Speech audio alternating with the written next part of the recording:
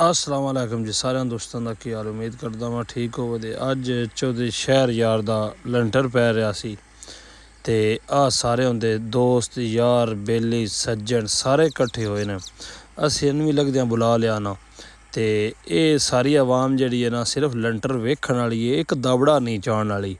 ये सिर्फ और सिर्फ लंटर वेख के ते चौल खाण वाली आवाम है। अजे सारे चौल खाण वाले वेंदे चौल आ गए ते असीं बूटियां तो भी लड़दे पे ते आ प्लेटां साडे अगे आ गईयां असीं चस नाल खांदे पे हाँ। इधरले बेचारे वेंदे पे बस साडे हल ठो प्लेटां आउण, पर जिहड़ी प्लेट लगदी है जिहड़े असीं 6-7 बैठे हाँ ना, असीं ये प्लेट अगां एक भी नहीं जाण दिंदे। आ मौलवी भी बैठे ने, उस तो बाद आ बथेरी आवाम बाहर भी बैठी है।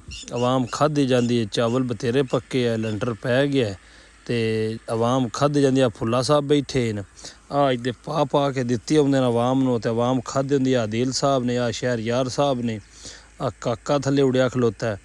ते ये सारी जिहड़ी आवाम नहीं ये इस टाइम खा रही है। लेबर है बद्धी ते लंटर पै गया, बिल्कुल काम ख़त्म हो गया है।